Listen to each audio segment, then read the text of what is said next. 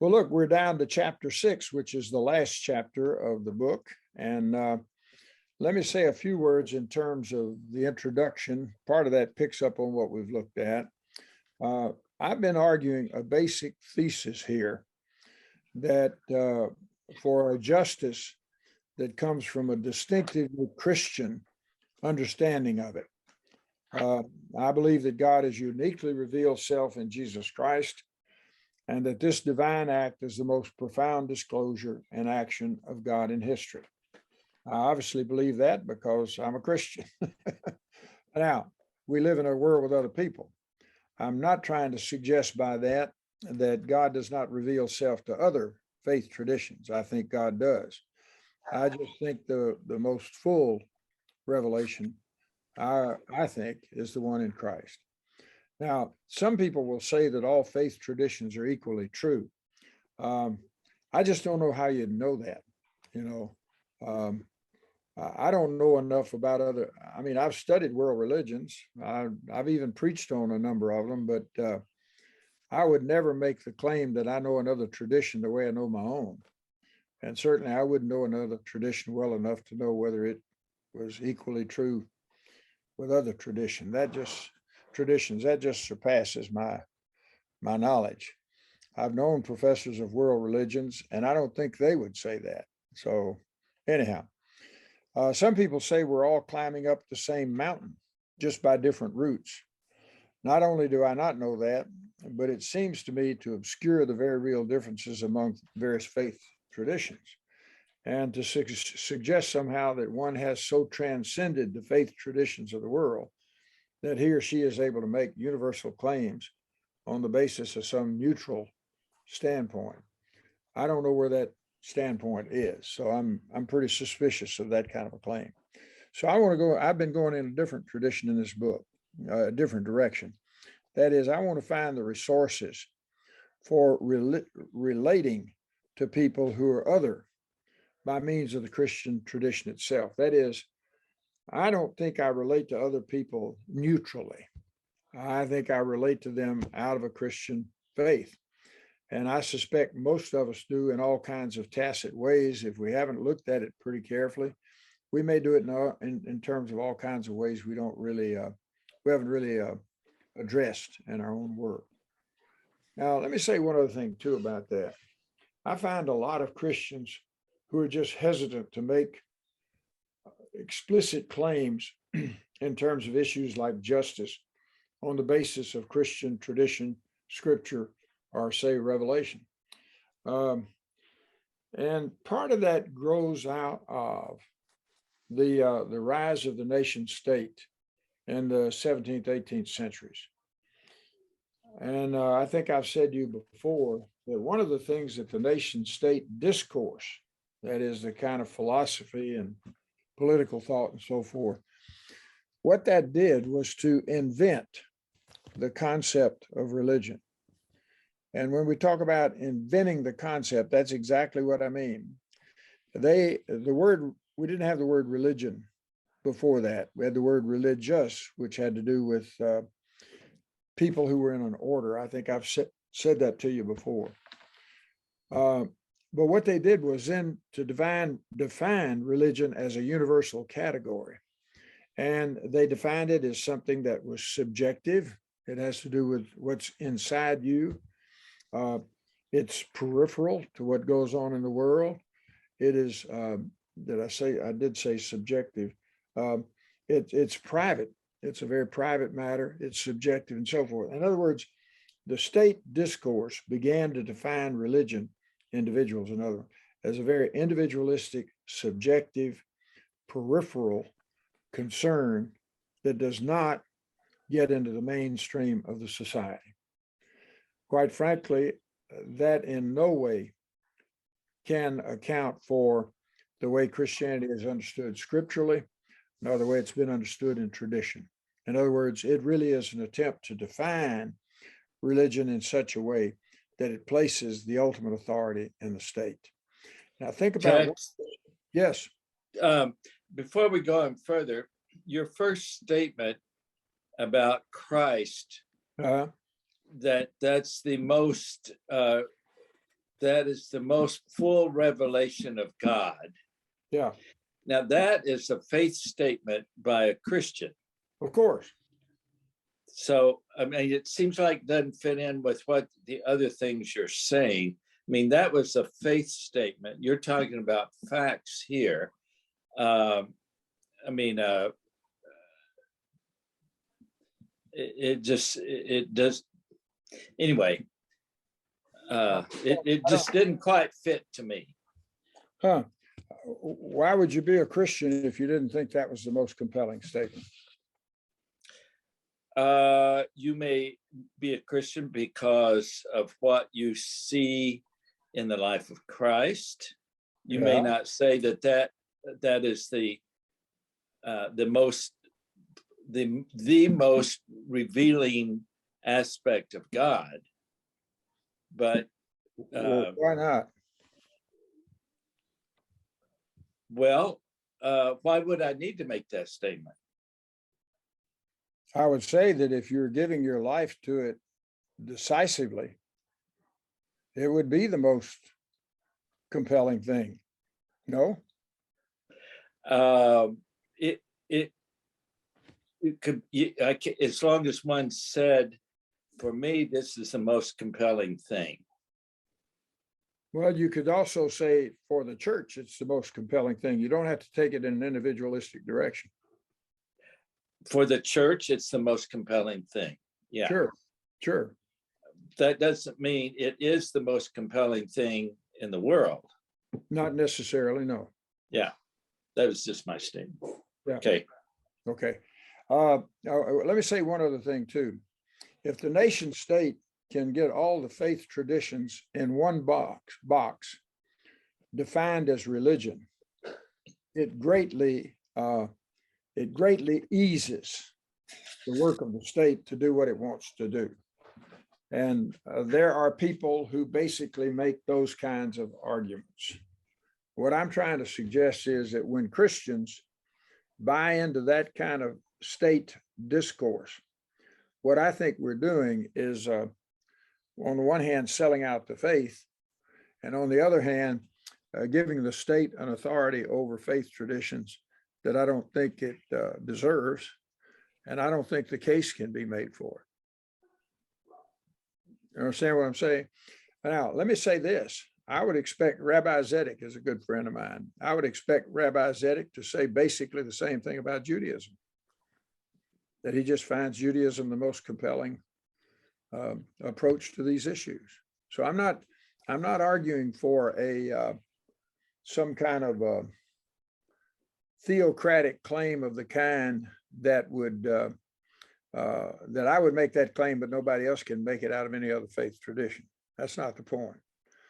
The point is, I think a full-blown understanding of the Christian faith is vital in terms of resisting the powers, the principalities and powers, remember that, especially of the state. And I think we've been subjected to a history in which, when people say the church ought not be political, they've bought into that. They bought into it. Now, I don't want the church to be politically partisan, because I don't know a party that we ought to give that kind of validity to. You understand?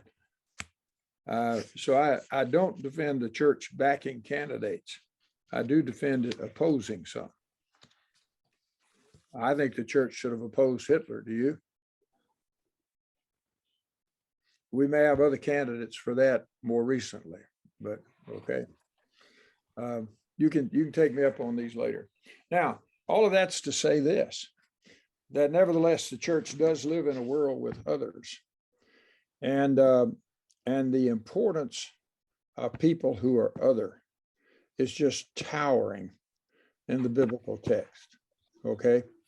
For example, think about the Good Samaritan in Luke.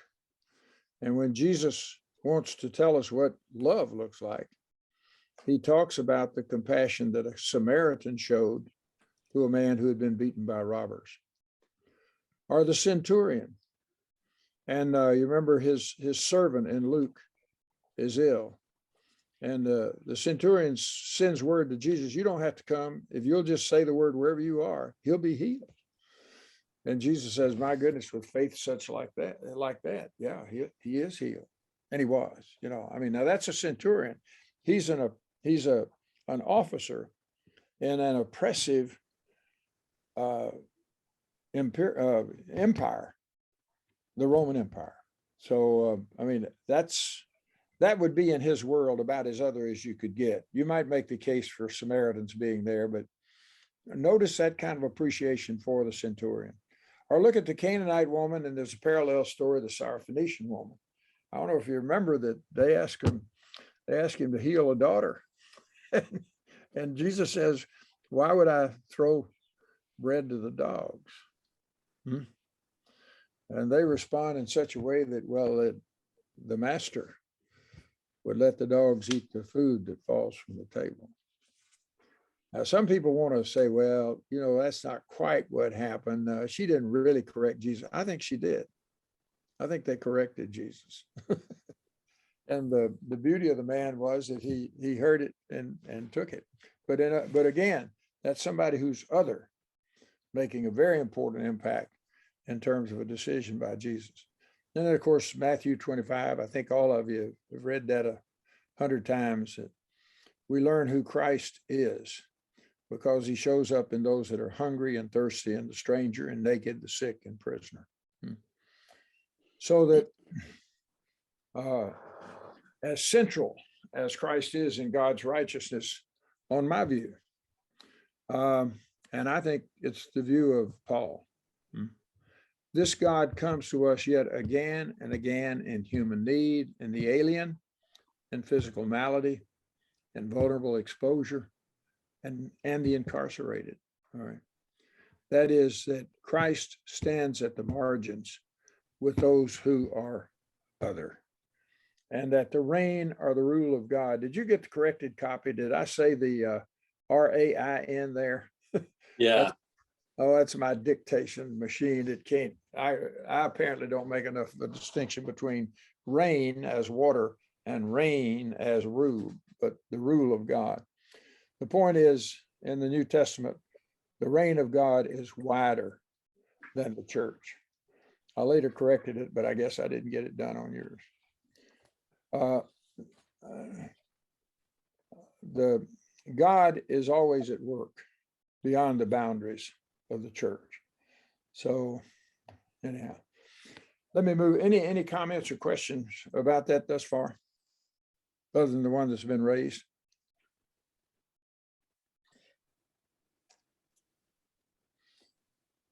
All right, let's move to Paul and the good of all. One of the interesting things about Paul's work, from the first thing that he wrote, we believe that's 1 Thessalonians, until the last thing he wrote, that at least that we have in the New Testament, is Romans. And the good of all, or some notion of the good of everyone, comes through in every one of these documents by Paul. All right, so that we're encouraged to pursue the good of all in all that we do. That's not just the good of the church, it's the good of all. Look at Romans 12 there, where Paul exhorts the body of Christ to be genuine in their love, to offer hospitality to strangers, even to bless those who persecute them. We're called to associate with the lowly, not to repay evil for evil, and we're taught to seek what is noble in the sight of all, to live peaceably, not to avenge ourselves, to feed our enemies, to give them drink and overcome evil with good. All right. I mean, that's just in Romans 12. That's a pretty powerful mandate. And then Paul seems to value certain moral standards in the wider society. He talks about discerning the will of God and what is good and acceptable and perfect. Dick Furnish, for example, is a wonderful New Testament scholar, and he says all of those are appeals to the more public goods of what is good, acceptable, perfect in the world of Paul's time.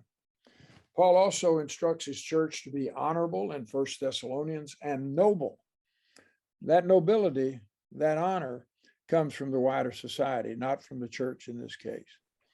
And notice he says what's honorable, what's noble in the sight of everyone. And he calls rulers authorized by God to be servants of the public good. So that kind of claim, that kind of appeal in Paul. He says, hold fast to what is good. I'm just moving through that paragraph, okay? And what's interesting is Paul, though he's struggling with Gentiles often, he does not categorically dismiss the moral wisdom of Gentiles. What I'm trying to say is that when you look at the New Testament, you find in Jesus and in Paul a very real, it's not enough to say appreciation for those who are other. It is an outright mandate to love those who are other. So going on, Paul urges his young churches to seek the good of those outside the faith, and that there is clearly a moral benefit to be found in the teachings and wisdom of the Gentile world. And I'd remind you, on Paul's view, even that world is ruled by the principalities and powers, okay? So that I'd say that on the basis of the stories from Jesus and these exhortations of Paul, and there's a lot more to be said, we find not only an opening to reach out to others, we find this mandate I've mentioned. Paul opens the door for serious work in the pursuit of the common good on the part of the contemporary church, okay? So what have I said? I've said I think the church needs to come out of a distinctively Christian point of view in its approach to justice, and that the church is under orders from Christ and instruction from Paul to love those who are other, to practice public goods, indeed to respond to and learn from those who are other. So if you will, I'm trying to suggest, is it okay for us to come out of a distinctively Christian position? I think so. Either that or what you'll do is come out of some other distinctive Christian, some other distinctive position. The problem for the church in the United States is that we so often come out of an American position and we don't even know it. That is, we come out of a position that's been framed by the nation state. We talk about separation of, religion and the state. And what we've done is bought into a discourse that emerged several centuries ago. And in the process, we basically vacate a substantive Christian position. Anybody want to fight with that? I'm going to fight with it, Tex, but I will quote a student of yours and a colleague of mine from St. Paul's days. That's Kent Little. Yeah. Okay. Kent served in this area in Omaha for a while and had a chance to sit in the pew and listen. But his benediction was almost always, let us love one another until there are no others. Well, no more others. Yeah. Well, that's good. The only problem I would have with that, now I'm going to go on the other side for a moment, is that may mean that we think that if we love people enough, they'll all become Christians. I'm not sure that's true. And I don't believe that's where he would come. I don't know in Kent, I don't think he would go there, but you can understand that to love some would until they're no longer other. Well, I would say, I think there will always be other, that I don't think we can function without other. And I think other is a very positive thing. Yes, and I'm trying to say that the New Testament says that too. Mm-hmm. I think the New Testament says it a whole lot better than the nation state does. Take a look at our immigration work.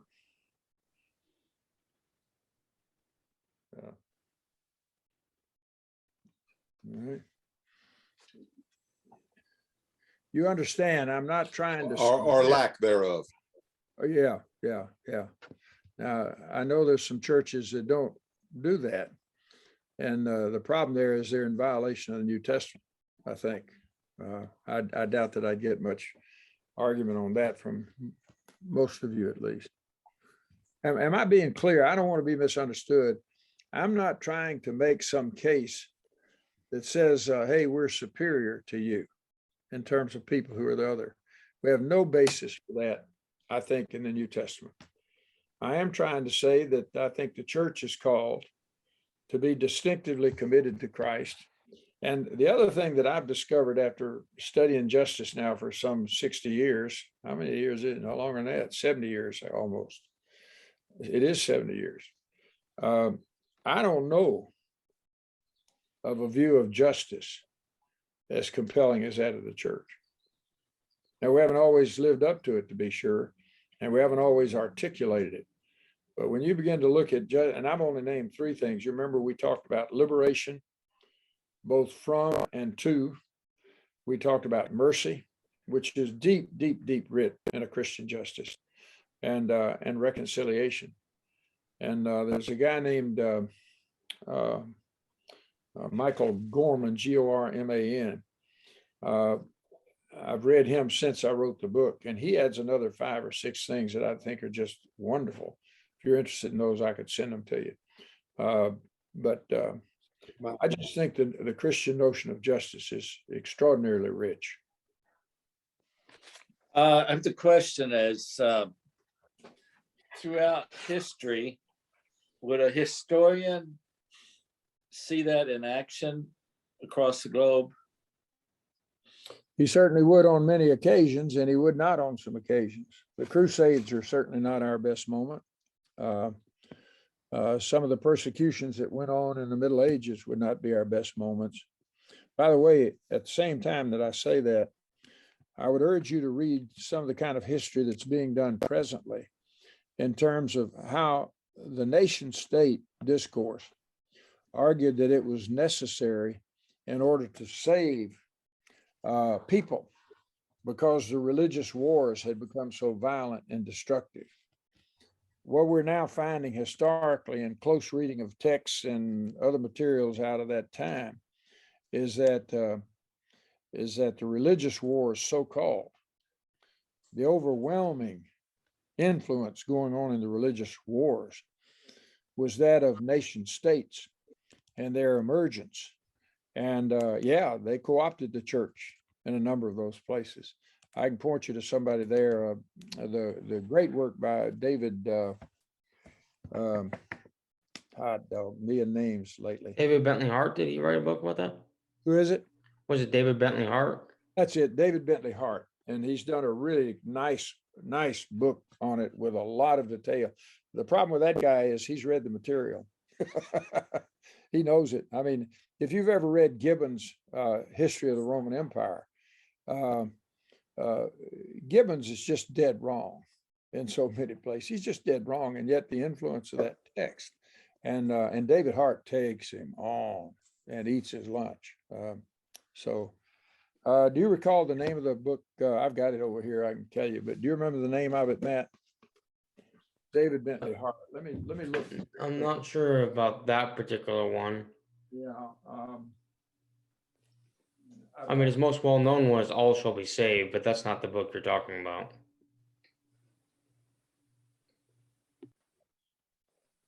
Yeah. It's Atheist Delusions. Atheist Delusions. Also, of one who's not in the Christian tradition would be Talal Asad. He makes that same point about the nation state and its influence and its use of, quote, religious wars. But also a young Catholic theologian who's really fine, whose name's escaping me right now. If you're interested in that, I could send you a little bit on it. Just send me an email to that effect and I'll make sure you get it. Hi, Janet, welcome. All right, let's take a move then. Paul and the good of all. I think we've already argued some of that, but what I do here in this next section on Paul and the good of all is to give more. Well, no, we just finished that. Okay, I'm going to the section now, the search for the common good. All right. What have we said so far? You find in the New Testament, especially with Jesus, a major kind of concern and compassion for those who are other. No question about it. All right.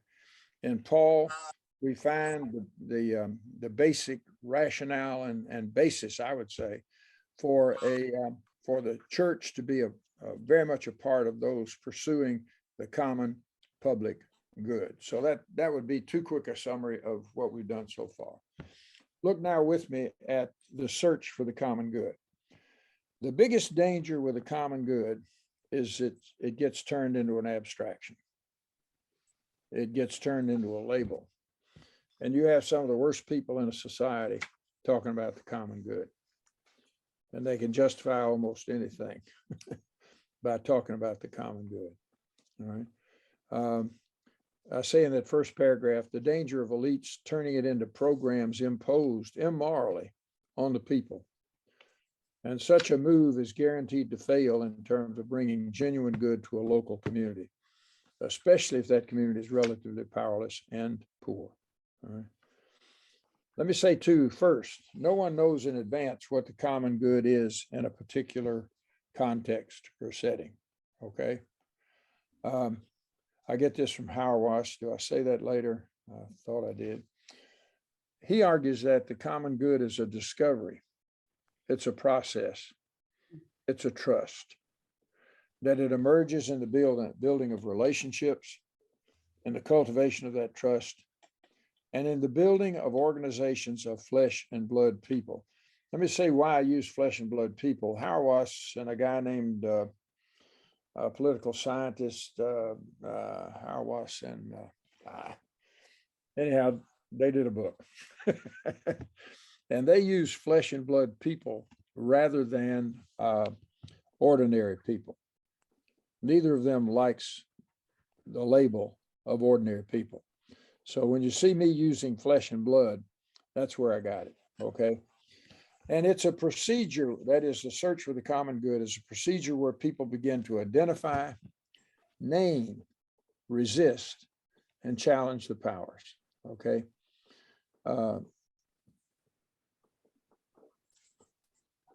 The common good is public, okay?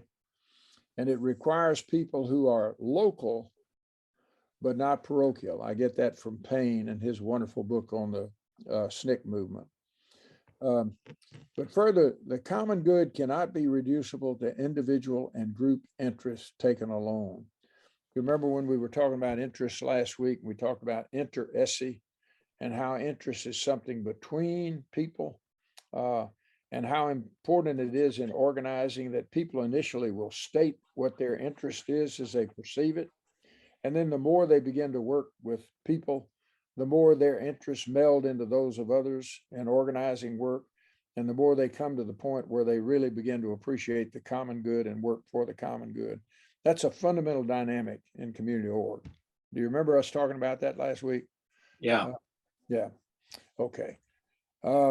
So the common good is not reducible to individual and group interests. Next paragraph. The common good is profoundly political. Now be careful. I don't mean that in the degraded way the word is usually employed. By political, I mean the way we organize our lives together. I get that from Stan Hauerwas. In this sense, no set of social relationships is apolitical. Ooh, eliminate that space between a and political. That should be apolitical, okay? The activities of family, the workings of the neighborhood, life in the church, the organization of a business or a craft or a school, economic order, political, all these are political. I would contend that politics cannot be avoided. I think you have politics in a marriage. And I say that out of some experience, all right? I think I told you I celebrate today being married 65 years to Peggy Sample. I want to say to you, it is a political thing. And what I mean by that, because we're constantly organizing our life together. In that sense, I think politics is a good thing. Yeah, Bob. I like the phrase that politics is a statement of interest and you talk about interest. These are my interests. These are my loves. Yeah. And I like that. And it takes it out of the dirty stuff that you and I saw growing up. Yeah. Oh, it can be dirty. Yeah. Yeah. Okay. Thank you. So that I would want to argue politics cannot be avoided. Choosing not to choose to be political is a choice, and it carries severe political consequences. Now, that leads us to grassroots, bottom-up change for the common good. That's the kind I believe in. The substantive change in this society in behalf of the common good occurs from the bottom up, not typically from the top down. It requires the organizing of flesh and blood people, I'd want to say down on the ground. If you've ever read King's Stride Toward Freedom, or read some of the other historians who've done that more recently, because I think we're getting some very good history out of that time now. I'm talking about the thing that happened, in Montgomery when they did the bus boycott, started in 1955 and ended in December of 56.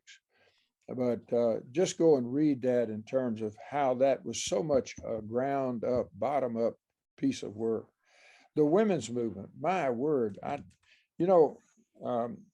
think I told you when I finished a PhD at Boston University in 1964, I had never heard of feminism. And BU would have been a place where the feminists would have been, engaged had it been going. But I mean, within just a matter of a few years, it was a major social movement. And that movement was going on, I mean, just in neighborhoods at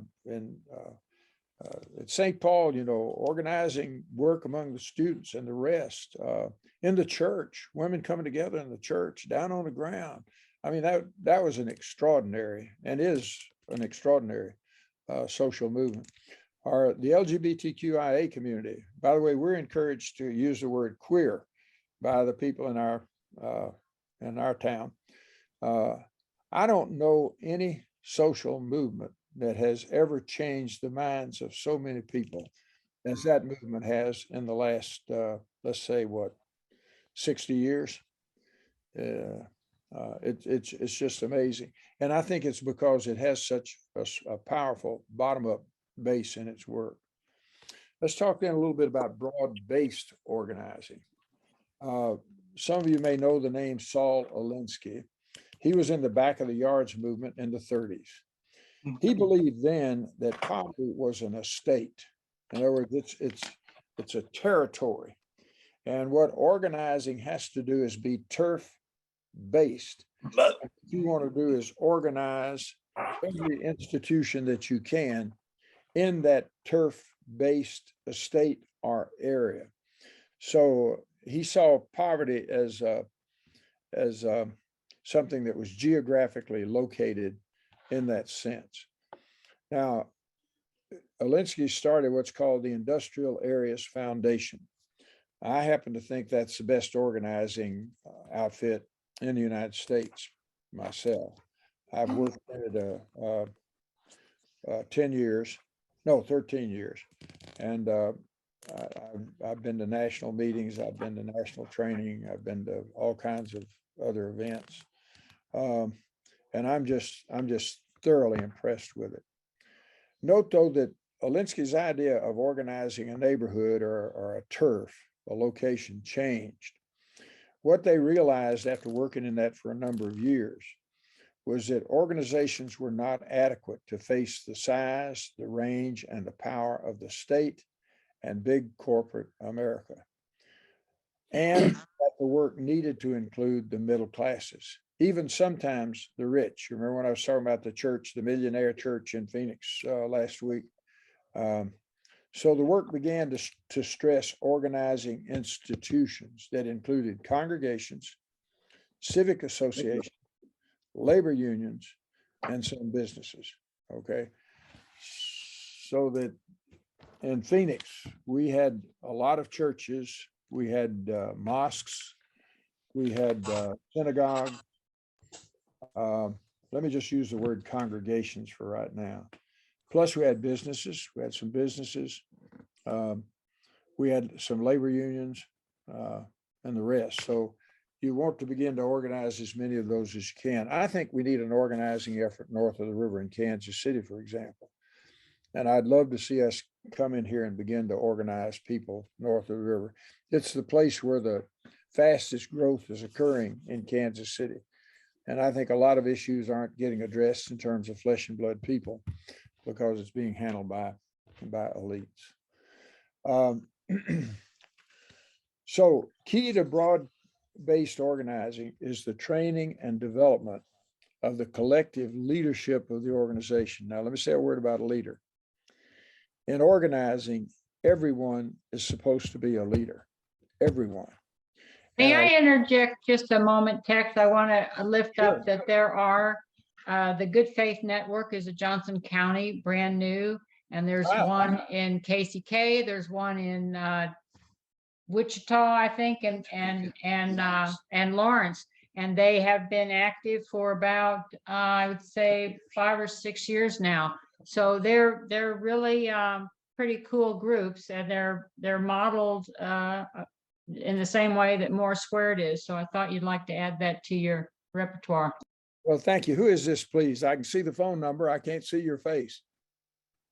Susan. Yeah. Oh, okay, Susan. Yeah, good, good. Well, you've usually been on and so we could see you, and we couldn't see you there. Okay, good. Well, thank you for that.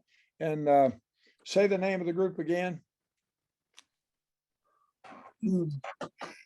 County, it's the Johnson County name of the group is the Good Faith Network. These are all groups that have been trained and sort of mobilized through DART, which is the training, the, oh gosh, the something training resource.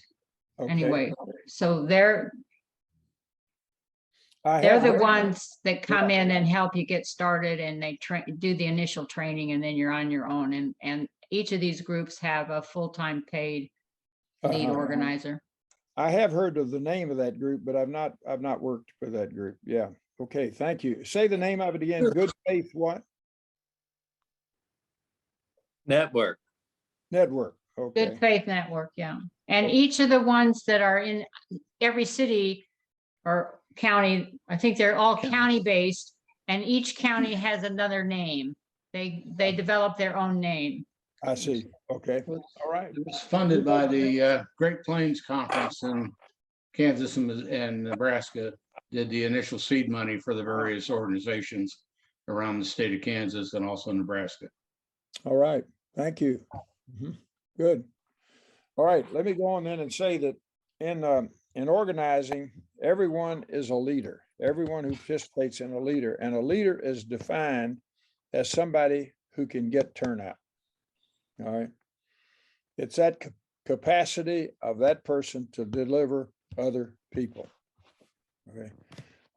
And I think that's a good definition, because if you can't deliver people, there's a real question as to whether you're going to really be doing any organizing of any significance.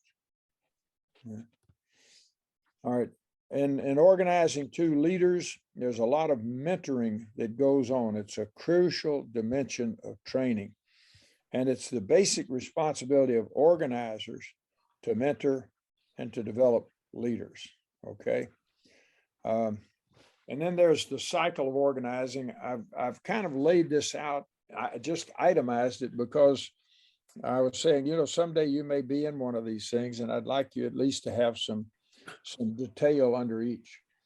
The cycle of organizing, I'm going to do a cycle here that goes from relational meetings, or what's called a one-on-one, the house meeting, the power analysis and research action, the civic academies, actions, and then evaluations. Okay, and that'll be pretty much what we get done tonight. The cycle of organizing, you can think about this as a wheel, and in the book I put it in a kind of a wheel there. But the most important thing in organizing flesh and blood people, and I think a whole host of organizing efforts of any number of traditions like Gamaliel or IAF or the Good Faith Group, for example. Relational meetings, the one-on-one is crucial. It's where somebody in the organization will call somebody on the phone and ask them for 30 to 40 minutes to meet and just talk. All right. The basic idea is to get the other person, that is, if you're part of the organizing effort, you want the other person to do most of the talking, 60 to 70% of the time. You want them to share stories. You want to know at the end of this basically where that person is coming from. Who is she, he? What does he, she want? What does a person give energy to? What's their passion? What's their self-interest? Do they have leadership ability? Does the person have a vision?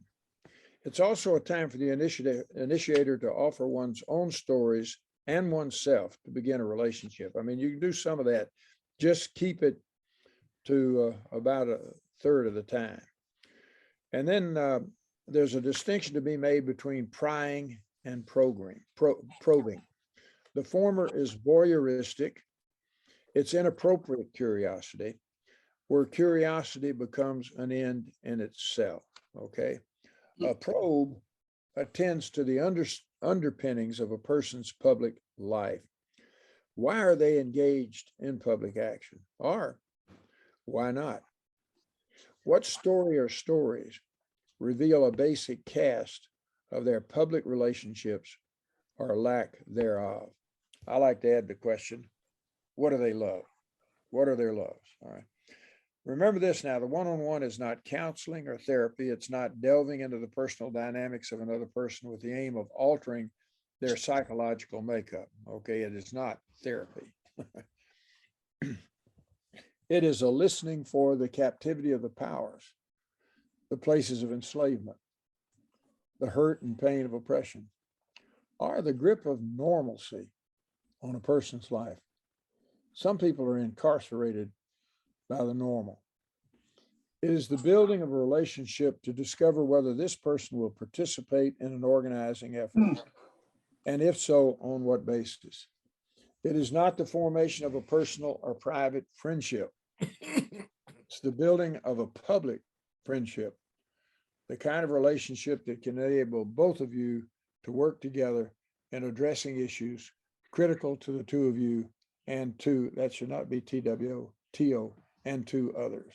Okay. And Tex, Yes, please.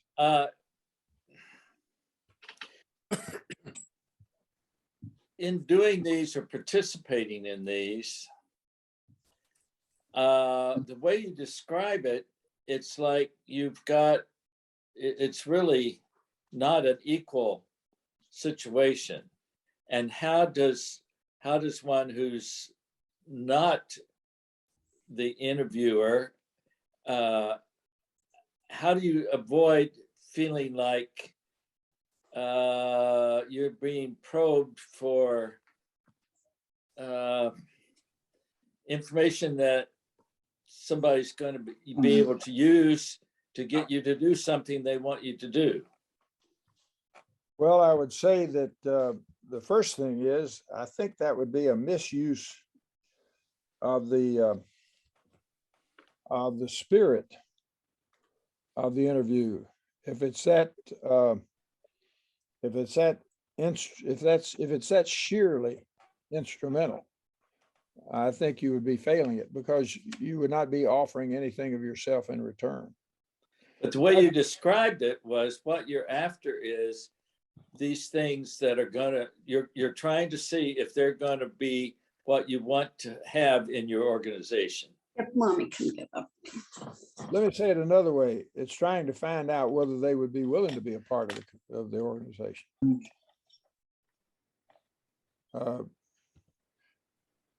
Cuz, Quite frankly, what my experience in this has done, I've done hundreds of them, is that people really like to talk about themselves. Well, it's true. I Yeah. don't experience people feeling put upon by it. Cuz, Yeah. let me look at it a slightly different way. Okay. When you're probing, and I understand the difference between probing and prying, Yeah.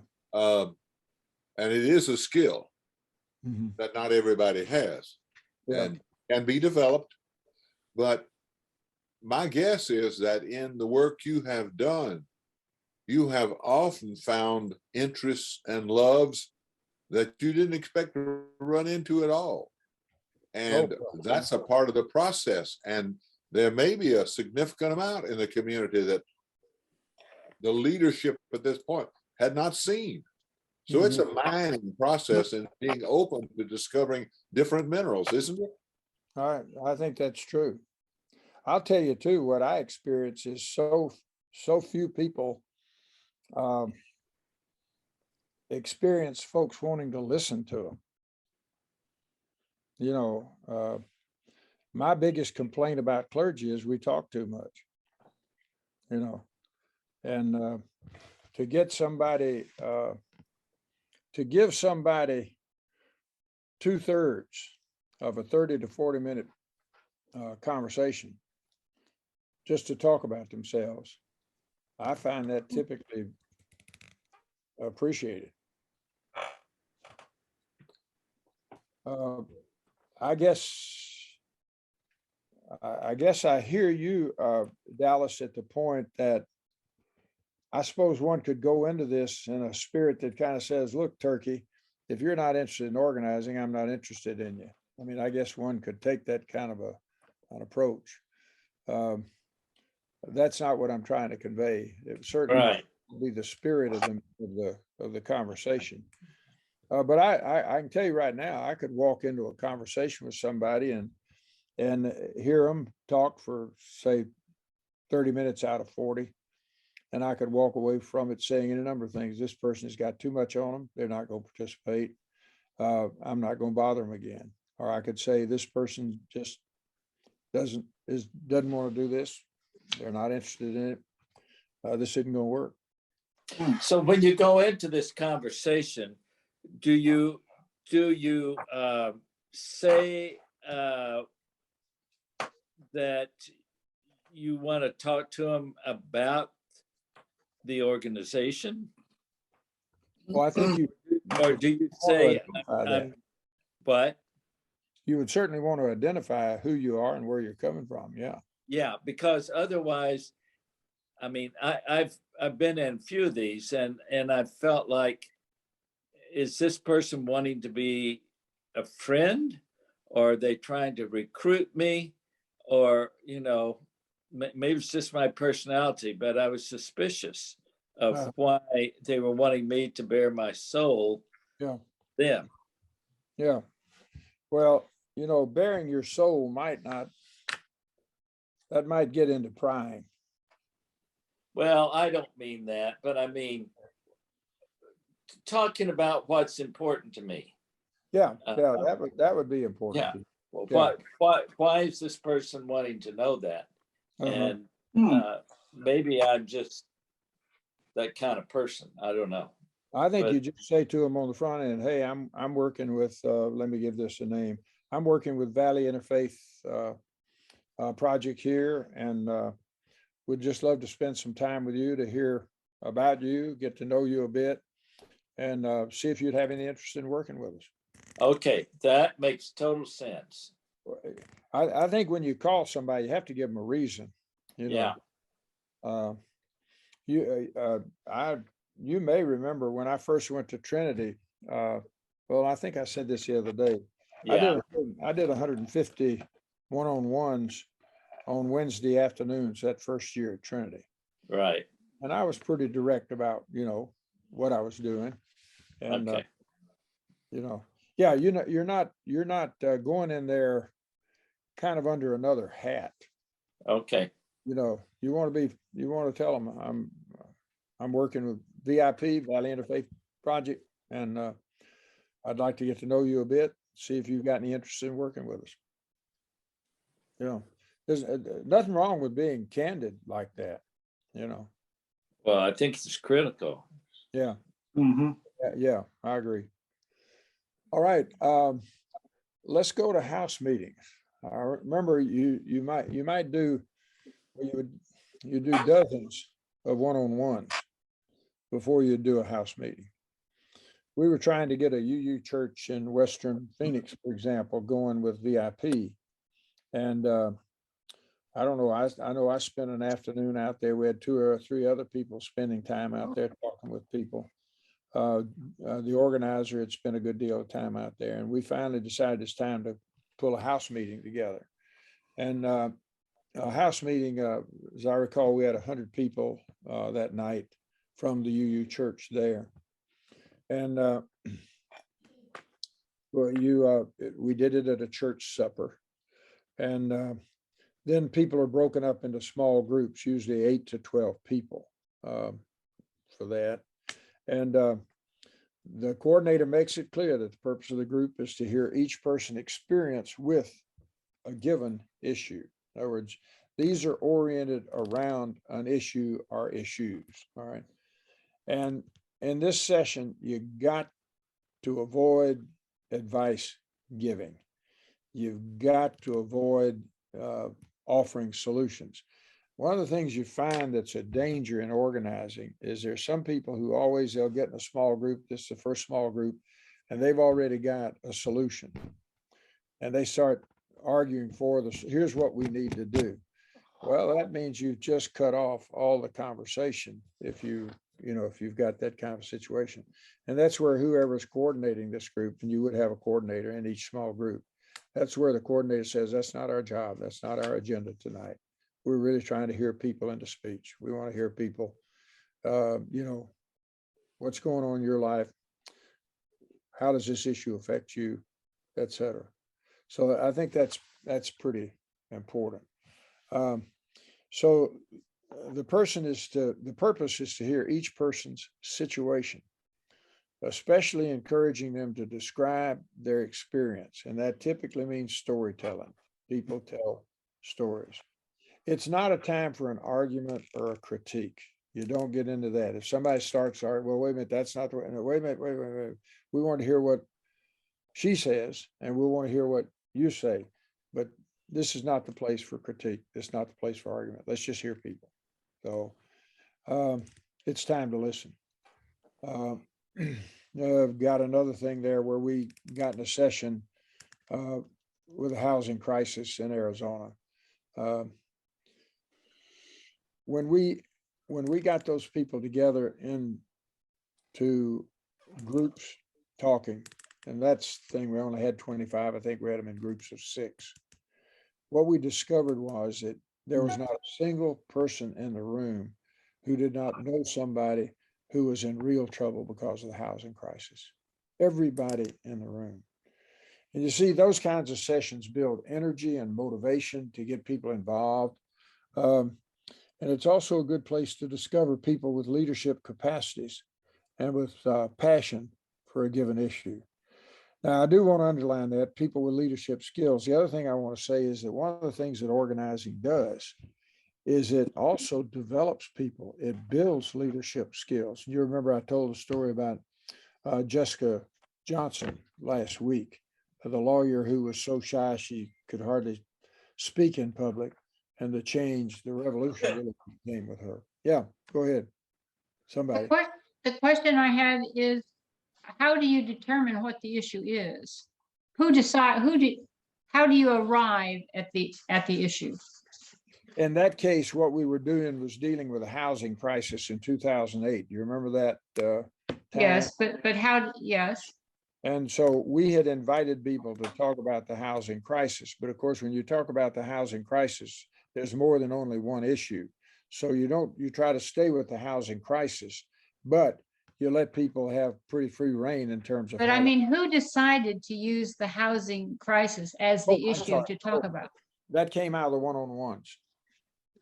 Aha, thank you. That part was missing. How you arrived at the issue. Okay. That's very important that those emerge out of. In other words, if you come in bootlegging something, I think you got real problems. So those emerge from the one-on-ones. All right. Let's go then to power analysis and research actions. First of all, power analysis. broad-based organizing makes a distinction between an issue and a problem. An issue is something you can do something about, okay?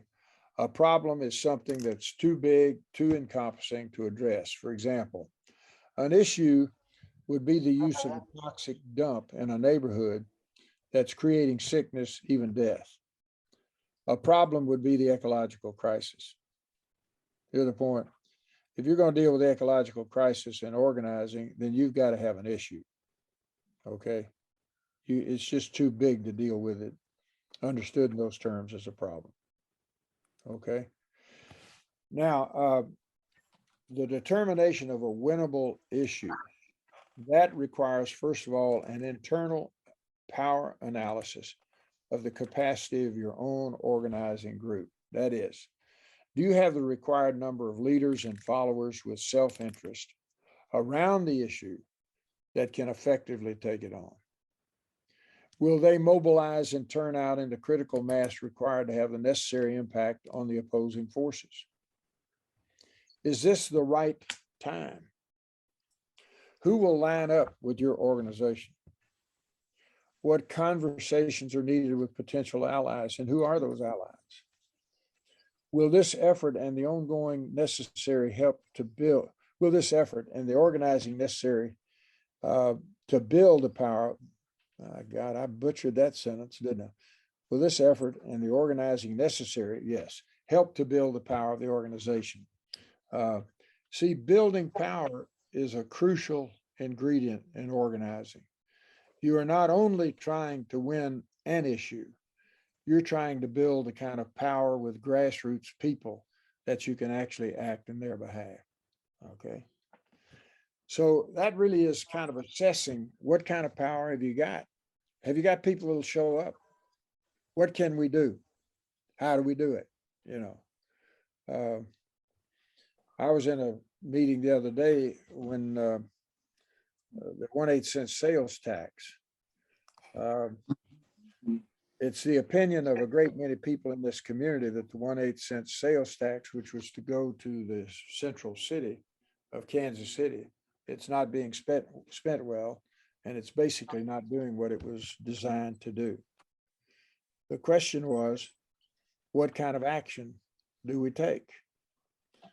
One person wanted to sue the city. Some others wanted to have a conversation. It was really kind of a confrontation with the mayor. And others wanted a dozen of us to just go get arrested around it. You know, there was quite a discussion about which one of those things would be the best thing to do.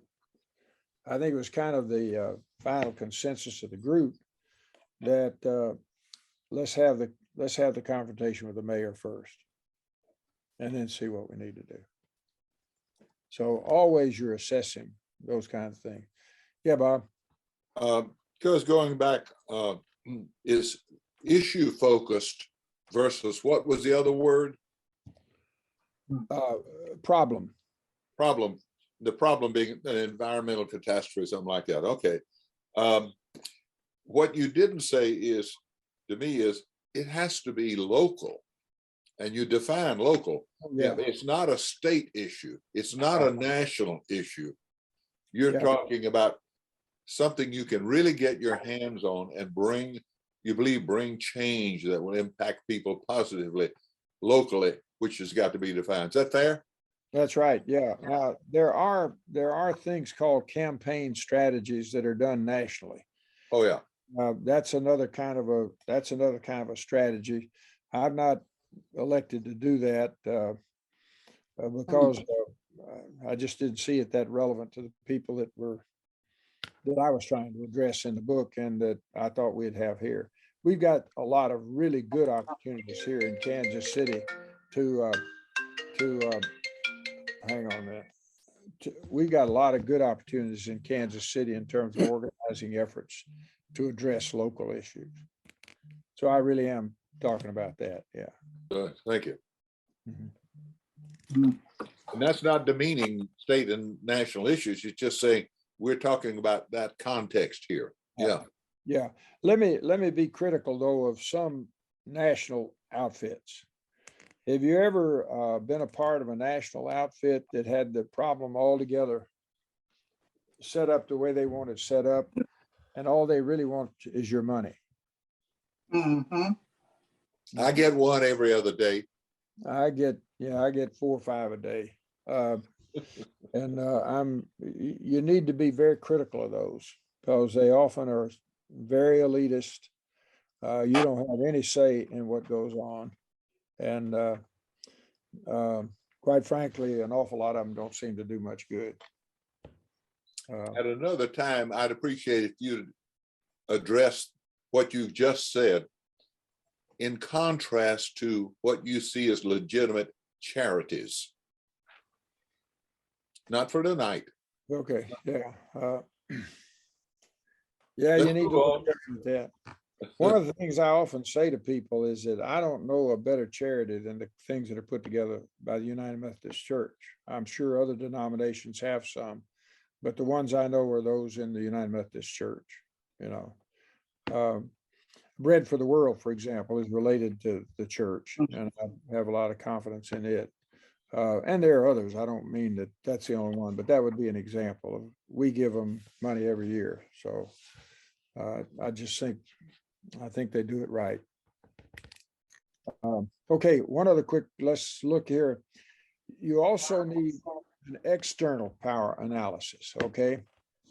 That is, who are the people in positions of power that are the key decision makers on this issue, who may be your opponent? What allies will they have? And what are they likely to do if you take action? All right. Will opposition be the major response from them? Will they simply blow you off? Sometimes you have to get somebody's attention because they can't just blow you off. These power analyses are accompanied by, now we're taking a move now. So analyze, you know, what are your resources as an organization? Then in terms of external power analysis, what about people in position to assess that? All right. Okay. Got those two, and those are both very important in power analysis. Now let's move to somebody needs to mute because you're either talking to someone or something. If you could mute, please. Your mute button is in the lower left corner. If you slide your cursor down there, you'll find it. Okay. Then let's look at research actions. These usually consist of conversations with authorities in a given field. This might be somebody at UMKC, for example, here in Kansas City. Arizona State University, which was located in Phoenix, was a very useful group of people for us to use on any number of issues. Public officials. I remember we got the treasurer of the state of Missouri to come in and just explain how taxes were structured in Missouri. And he did it with shoe boxes, and it was a very good piece, you know. So we used him, and I think it helped us get him working with us on some issues because we had, in that sense, invited him in.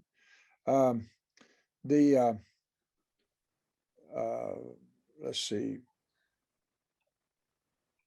I think I've said that public officials who work in relevant areas, those who have extensive relationships with people dealing with the issue, that can be very, very important. Knowing who is related to the governor. For example, if you're working in a state capital, Phoenix is, so we knew people who knew the governor, and we could invite them in as part of that research action, and so forth. Now, how do you know when you've completed a research action? I got a good rule of thumb for you. When you begin these conversations, you will hear names and suggestions of people to go and see. When you begin to hear the names of those whom you've already met with, you've probably talked to the relevant people. In other words, when people are recommended to you, people you've already interviewed, you're probably in a good place. Then you're ready for a Civic Academy. Now, Civic Academy is basically a training session. You bring together clergy leaders, key experts, resource people in a given field for intentional, structured dialogue around issues that emerge from one-on-ones, house meetings, research actions. In other words, this is pulling all of that together. And the object here, this is Ernie Cortez talking, the object here is to break through the kind of public relations and promotional pictures that so often characterize the media and public posturing, and to provide significant dialogue, deeper engagement with the issues, and the building of a wider range of relationships. Okay, a Civic Academy can be 100 people, could be 300 people. All right. And again, notice the experts and resource people that you would bring to a Civic Academy: government officials, professors, nonprofit figures, union leaders, business people, and so forth. And presentations are made for the purpose of informing the participants on the issue at hand. All right. And then in response to these, people then break up into small groups so they can process the input with more in-depth conversation and the sharing of stories. Don't ever forget how important sharing stories, how important that is in this kind of a process. All right, then after you've done that, the group will gather as a whole. And they conclude with brief summaries of the findings of each group. Now they write this stuff down. You need a reporter for each one of these groups. Write it down, and then somebody's going to pull all that together. So you've got a written document of what happened.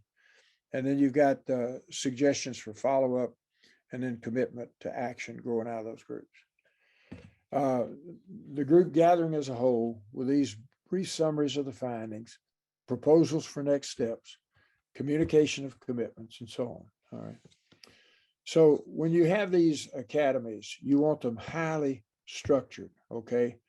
That means long speeches by resource people are ruled out.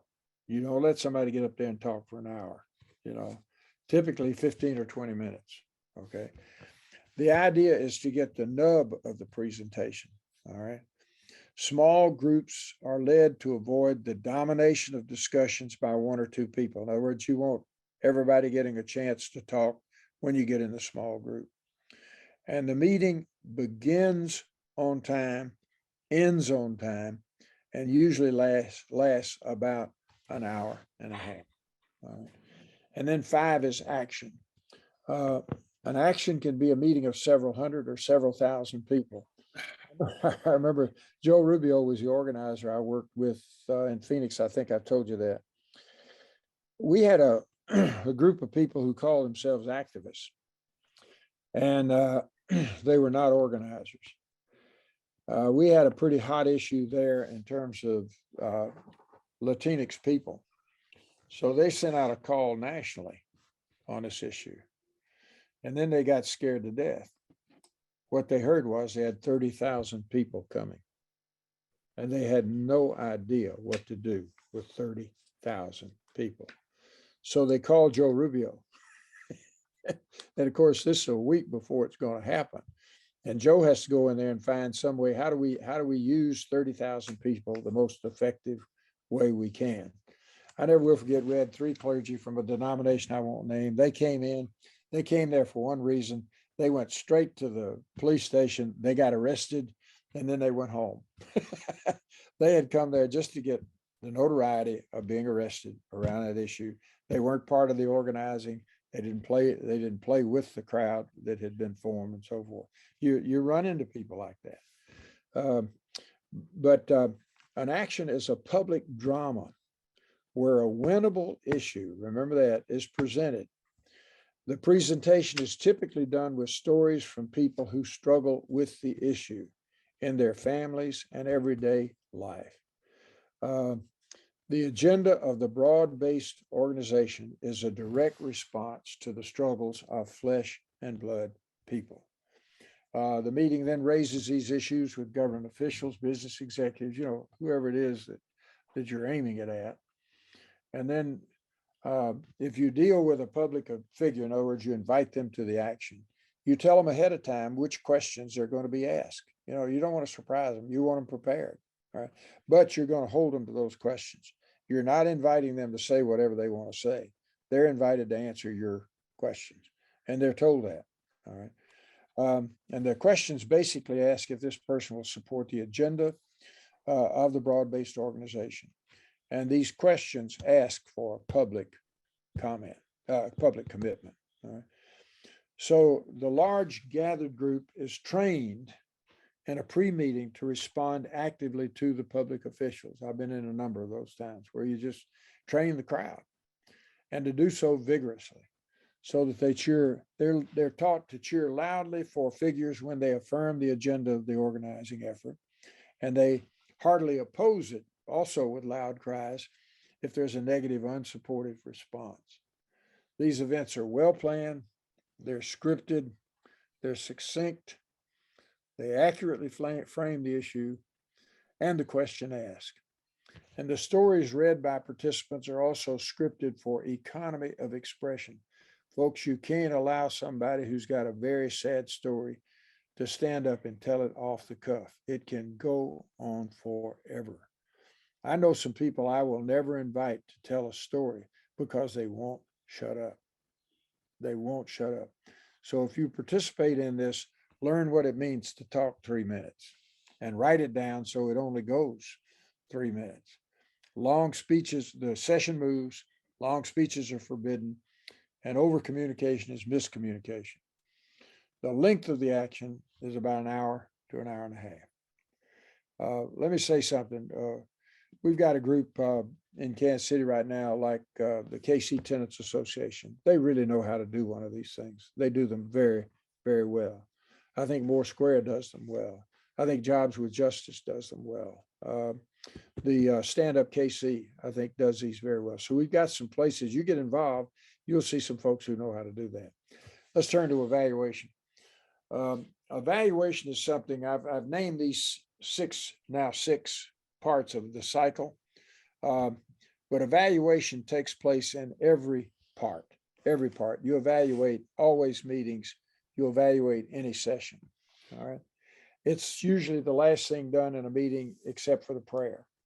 And evaluations are done after a meeting, but not with those outside the organization. In other words, the people who've come to maybe speak, the opponents, for example, are the public officials. You don't invite them to the evaluation. All right. A basic format for evaluation is to ask each person to say one word that characterizes his or her feeling as a response to the meeting, such as, I was encouraged, disappointed, hopeful, confused, excited, etc. But one word. And then the evaluator will follow up those specific words offered by participants by asking the person to elaborate. This is a relatively brief session. It can then be followed by asking for comment on how the chair, the organizers, presenters in the meeting performed, or how the entire group did. In other words, you have a moment to just evaluate persons who took a leadership role in that given meeting. I would say that the more that evaluation becomes simply what an organization does, the better. In other words, get past being afraid of it, get past being afraid to be candid. Just candor's good. Lay it out there. The more that critique is meant to help. If somebody's just a negative ass, that's not going to help you much. Somebody needs to talk to that person. But the more the critique is meant to help, the greater the trust, and I think the better the evaluation will be. I like to say critique is a gift, so be generous. It's especially important in the mentoring and apprenticeship functions of organizing, but it's crucial throughout the work. All right, let me stop there and golly, Pete, and see what kind of comments you have. I think the conclusion is a summary of what you've heard, and I've written it, I've put it out there in enough text that I think you can follow it. I'm far more interested in what you see here in terms of this cycle of organizing and so forth. Comments or questions?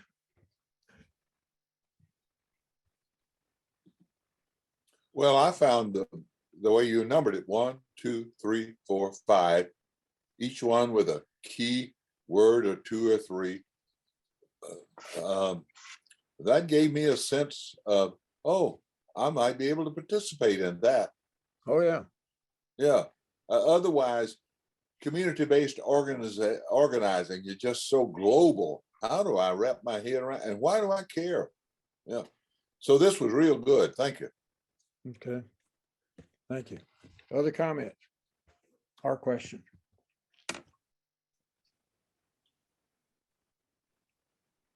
You're muted, Dallas. I have a question. Okay, you're at the point of issues.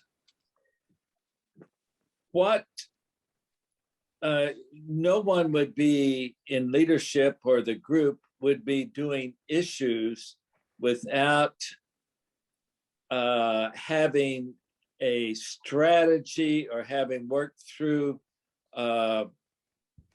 It seems like issues are aimed at a problem. So we're working on issues, but issues have to be in a context of the bigger thing, or why are you doing them? And that's my question is, how do you decide what are you going to a group with? You said they come up with the issue, but you have a reason for going there. And what is your reason? Yeah. Well, let's say that you've got let's stay with the illustration I used, that you've got a toxic dump site that's actually doing some bad stuff to people in the community. So the problem is an ecological issue, but you're going to. The problem would be ecology. The issue is a toxic dump. Right. Yeah. So you're interested in dealing with the problem in Phoenix of people creating these toxic situations for your problem is the health of people in Phoenix, and your strategy, your tactic is to do the issue of a toxic dump. Yeah. Let me go back for a minute. Remember that you will already have been doing a lot of one-on-one. Okay. So you're going to be involved in a lot of one-on-one relationships going into a community to begin organizing. And in a case like a toxic dump, this would have come up, you see, in the one-on-ones. And so then you would have tried to do dozens of one-on-ones just to make sure that that was something that had real energy in the community itself. Right. I understand that. But why are you going to the community? Typically, it occurs because somebody in that community wants to do organizing for the common good. In other words, community IF gets invited into communities, and it requires $300,000 to start an organizing effort. So let me do it this way. I'm retiring here at the end of June, so. Peggy and I, looks like, are going to be going to a church north of the river where we used to belong years ago. There is no organizing work going on north of the river of a community, a broad-based kind. Let's say, and I'm only using this as an illustration, if I wanted to try to put together an organizing effort, one of the things I would do is go and have one-on-ones with, say, 20 or 30 pastors up here. I just kind of try to find out, who they are, where their passion is, where their interests are, where their commitments are. In other words, I do a kind of a classic one-on-one with them and try to get some idea of where issues are. And I wouldn't do only clergy, but I'd start there because that's where I can start. I'd get to know the names of other people up here that would be important. I might want to spend some time with some mayors of smaller towns up here. I might want to spend some time with selected city council people, just one-on-ones, go in and do. And of course, as soon as I could, get some help doing this. So it's not just me doing it, but trying to find out what is a key issue up here where there's some real energy and there's some people who'd make some commitments to it. I might start that. Yeah, I understand that. But okay, you've got this this bear, or you've got this thing that something, I mean, there's something beyond just, I want to go find an issue and organize around the issue. There's got to be something that holds that together, or you're just got an issue over here and an issue over here and an issue over here. And so you solve the issues, but what have you solved for the community?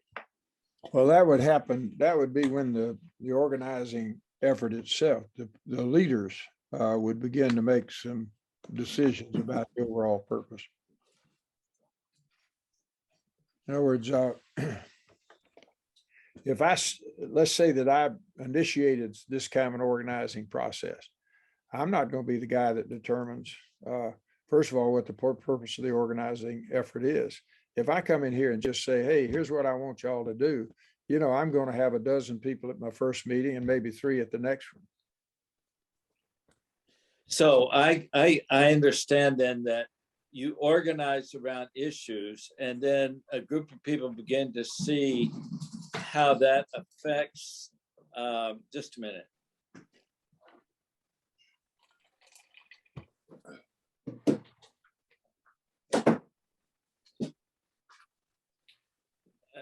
That begins to see how that begins to coalesce into how you move society forward. I mean, let me say that a different way. You don't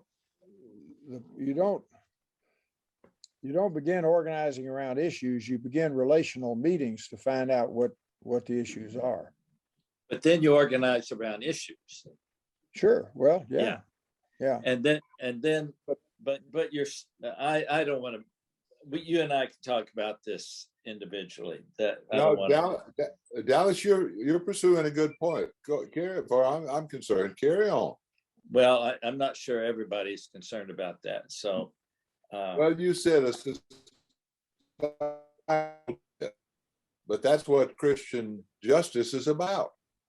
Mm-hmm. Yeah, I'll tell you very clearly in terms of me personally, the reason I would get involved in organizing at all would be a Christian view of justice. Yeah. But I'm also going to work with people who are other. So okay. I'm also yeah. I understand. Okay, so you're wanting to deal with injustices wherever they appear, and because that's very different than a union organizing. They have a specific, they know why they're organizing that union when they go in. They may organize some issues, but they know that they're wanting to raise the salary, the working condition, whatever of those people. When you go in, you're concerned about one, you see in the community that people are suffering, and you want to figure out how they can get out of the suffering. Is that it? Well, from a Christian perspective, I believe that that the world is under the domination of these powers. Okay, but okay, I do too. So the powers, somebody has to begin to delineate the powers. That's what the 101 does in part. Okay. Okay. You see, let me try it. Let me try a kind of a concrete illustration if I can. Let's say that I'm in a town where 60% of the people are making less than $10 an hour. And also in that town, there's a toxic dump site that's actually killing people. And let's say I get in there with one-on-ones and I find out that right now there's just no energy for the toxic site. but that there's a lot of energy about raising the minimum wage. I think I'd have to organize first around the minimum wage. Uh-huh. But I'm talking about all that analysis we talk about internal, one-on-ones, doing all the work of house meetings, doing the work of the power analysis of research action and so forth. And Right. it's clear, hey, this organization wants to address minimum wage. Now we may be able to deal with the toxic dump site, but if we had an effective win around minimum wage and won that issue, then we might really be in a good place to address that toxic dump. See what I'm saying? Yeah, but now you wouldn't go into community who's suffering from tremendous racism and say we are going to try we're out to try and deal with racism. You wouldn't do that. You would go in and ask people, what is it that's really bothering you? And then you would do small little strategies, or you would call them issues. Yeah. They aren't necessarily small. It's just something you can do something about. Right. Yeah. Racism is a problem. Okay. Right. I agree. And for example, let's put it another way. Suppose I went into a town that was, say, 20% Black, and that working class people were 50%, and that Blacks were 15% of that. I mean, that they out of the 50%, they represented about 15%, not of the total, but about 15% out of the 50. Mhm. I would not go in there organizing around racism. I'd go in there doing one-on-ones with the white working folk, the Black working folk, the red working folk, so forth, brown working folk, and find out where there's some real energy and some deep feeling. I'm personally convicted that if we don't deal with race, we won't deal with class. And if we don't deal with class, we're not ever going to deal with race. And the problem I have right now is a lot of people think that if we'll just deal with race, we'll solve the problem. That ain't going to be. What if we get it equal? What if we get it equal between, say, whites and Blacks, so that 1% of whites and 1% of Blacks are billionaires? It'd be less than that. Let's say that we've got an upper middle class of about 15%, and they're making $200,000 a year and up. Okay. And then we got let me skip down. We got a much larger group of people who are barely making it. And then beneath them, we got some people who aren't making it. And let's say we got equal percentages of Blacks and whites in each of those categories. Would you be happy with that? That's the question you would ask the community.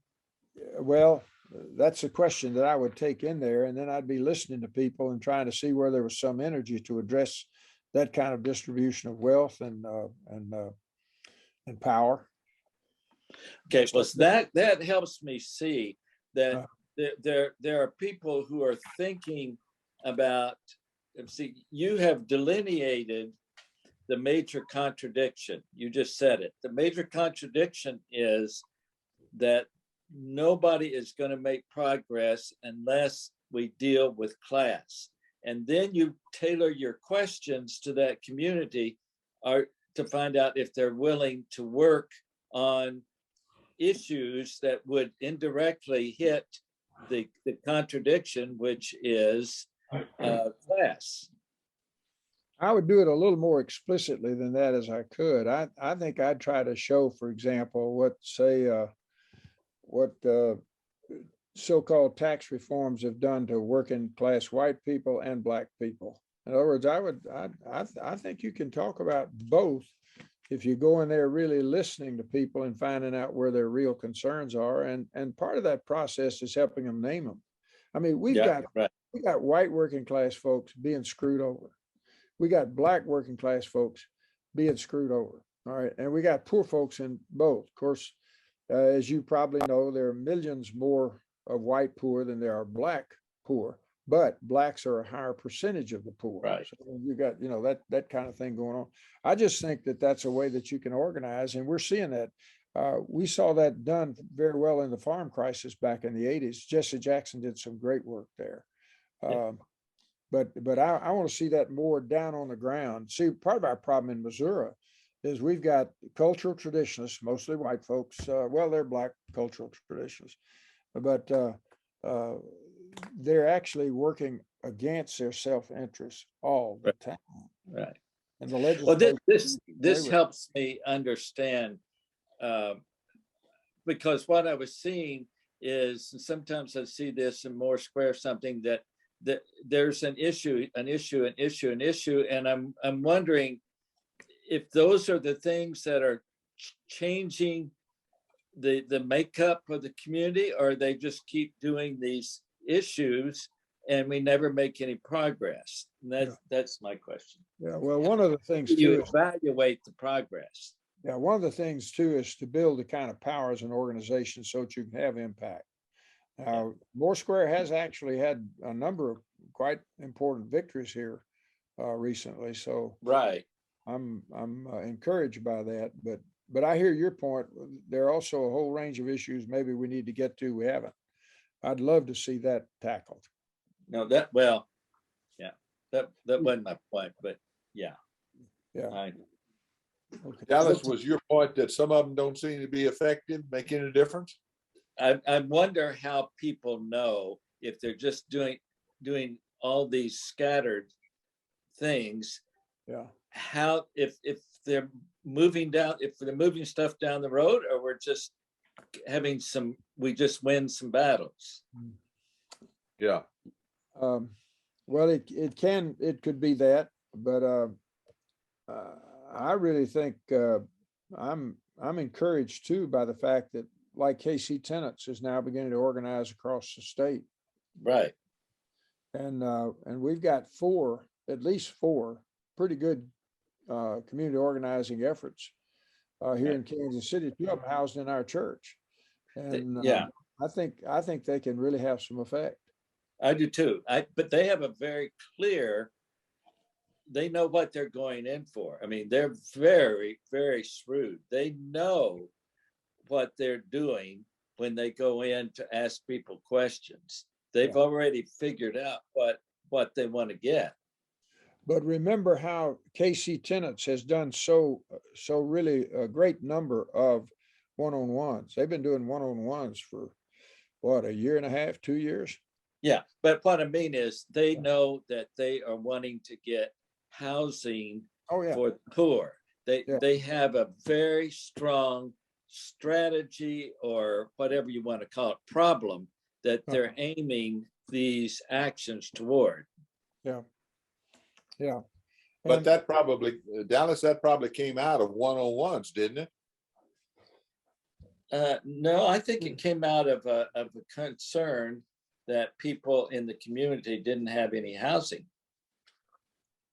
Yeah, and I would say that would be the difference between a Christian justice oriented around this rather than another one, like a secular or community one may be targeting towards a particular issue, where I think a Christian justice would suggest the approach is trying to create community first and foremost, and then the one-on-ones dictate the issue that is tackled. Which, I mean, a lot of times you can tell based on your community demographics what that will be. But I think the Christian justice doesn't necessarily have a set conclusion in mind, whereas like KC Tenants would add a very from the get-go. That's very helpful. Yeah, that you're creating community, and you have faith in the fact if it is a Christian community, then it will do the good that needs to happen. As well as you're trying to tackle, you're trying to create the community aspect, which inadvertently helps one issue. And then, I mean, you'll notice like several issues in your community and say, oh, I need to, eventually the hope is to tackle all of these, but you try to get which one has the most passion in the community and what you can build the quickest to create community. Right. And then you kind of you move on to the next issue or whatever that makes sense for the community at hand. Let me Yeah, just say I'm that not mad at anybody, but I got another Zoom meeting, so I'm going to back out on you. we need to go because we're well past time. I know it's the last time. I want to express appreciation to all of you for being with us. And we need to close out. Let me just say that I very much want Christians working with others in community organizing. So I think we do understand that, right? And I think we better let people go. Hey, y'all, thank you so much for being a part of this. And Thank you. I hope it'll be helpful to you, and maybe we'll be involved in the common good here as we work along. Okay. Hi,